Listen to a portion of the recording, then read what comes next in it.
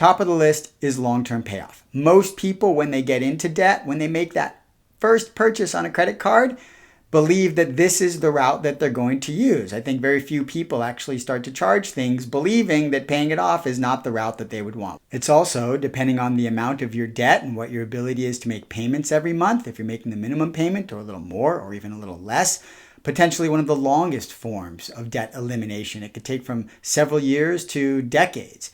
If you want to know for sure how long it's going to take you to pay off your debt, then turn to your credit card statement. The Credit Card Act of 2009 required that all lenders put very clearly on the top of your credit card statement, right under your name and address, what your total balance is and how long it will take to pay off that balance at the minimum payment and what payment you would need to make in order to pay off that balance in 3 years, as well as how much interest you will end up paying for those options.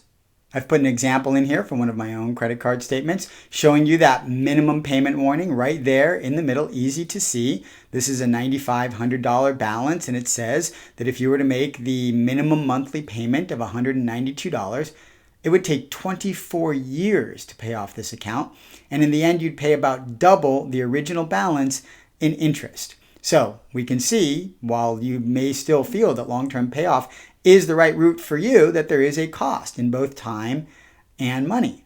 Of course, long-term payoff by making the minimum monthly payment every month is not the only form of long-term payoff. You could pay more than the minimum payment every month, per the example that I've put in here. If you paid the amount necessary to pay off the debt in 3 years, then you would pay off the debt in 3 years. You'd pay less interest. It would, of course, require you to be able to make that above the minimum payment every month, but that is a form of long-term payoff. There's also do-it-yourself debt consolidation, which is a little different from using a debt consolidator. I'll get into that difference in a little while. Do-it-yourself debt consolidation is still long-term payoff.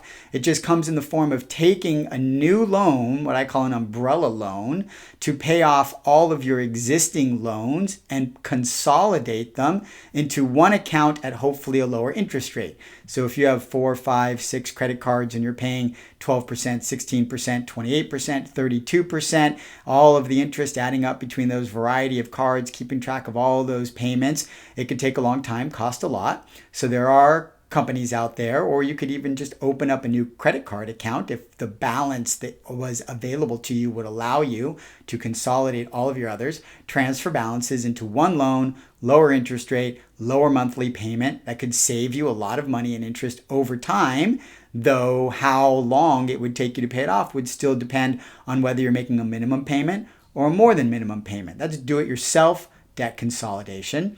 And then there are other recommendations as well. Dave Ramsey recommends kind of a rolling debt payoff method where he says focus your attention on the lowest balance account first. So make as much as you can take from your monthly income, pay more than the minimum monthly due amount on that lowest balance account until it's paid off. And then take the amount that you were paying on that account and add it to the next lowest balance account, whatever the minimum monthly payment you've been paying on that.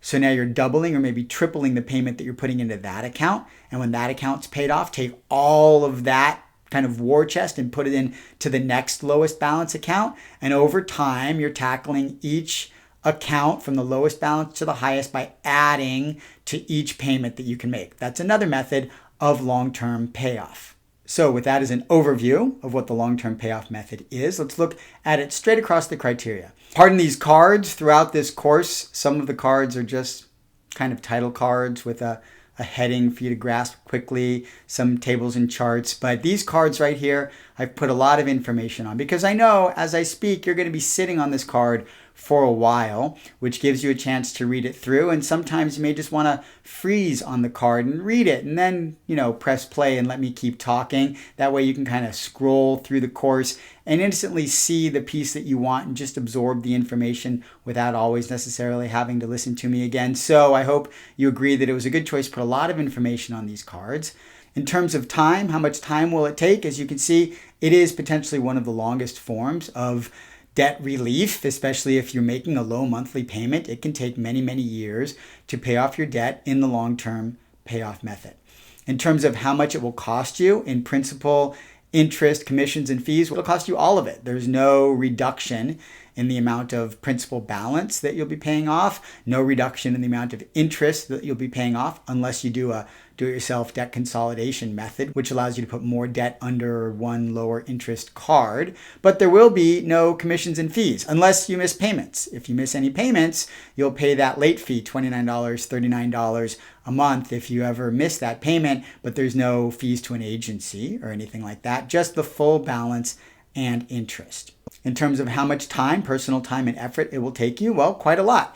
You will have to manage all of your accounts every month, keeping track of due dates, writing checks or making automatic payments, making sure they go in on time. If you're struggling to make those payments every month and you need to stop the automatic payment to pay some other bills and then catch up to you, you have to manage that. So for whatever amount of time it takes you, from years to decades, if you're making that minimum payment, depending on the size of your balance, whatever amount of time it takes you to pay it all off, you will have to manage all of that yourself directly, which is a lot of personal effort. So how will you feel about yourself during and after the long-term payoff method of getting out of debt? I have found in my experience that most people who do pay off their debt in full feel very good about themselves when it's done. There is quite a sense of fulfillment, satisfaction. We've talked about the moral imperative that comes along with the repayment of debt. Well, if you feel that moral imperative, fulfilling it will make you feel honorable and give you a sense of integrity, which are all wonderful things. I'm not discounting at all the good feeling that comes from paying off your debt in full. It's where we all start off wanting to be, as I said. Along the way, I believe from experience that you may still feel the fear and pain and stress and maybe shame or guilt and certainly anxiety that will come along with managing and struggling through and possibly even suffering through your debt and managing your finances for those potentially many, many years of paying off your debt in the long run. So you could feel great when it's done, but still be suffering quite a bit along the way if you are struggling with your debt. The effect on your credit score, conversely, is perhaps the greatest beneficial effect of the long-term payoff method. Banks and lenders and the FICO algorithm love people who make the minimum payment every month for years. When you come through this process, your credit score will likely still be very, very high. When it's all paid off, you're going to see that 780, 800 FICO score still, I would presume. And then, of course, there's control. In this method, you have total control. You have control over making your monthly payment every month. If you do choose to do consolidation, you have control over the new loan that you choose. If you choose to do the rolling snowball method, you have control over which accounts you pay off first and how much towards each of them. You have control over making more than a minimum monthly payment when you can. You have quite a lot of control when it comes to paying off your debt in the long term.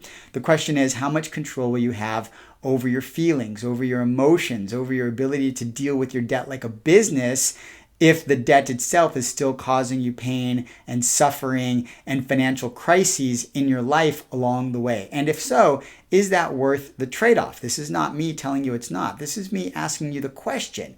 Is it worth the trade-off of feeling emotionally stressed and anxious and out of control for years in order to feel good at the end about paying off your debt in the long term and still having your credit score be high? If so, if that's worth the trade-off for you, long-term payoff could be the route for you to go. But if you determine that you would rather have financial control and emotional control over your life sooner and get out of debt quicker, one of the other options we get into may be right for you.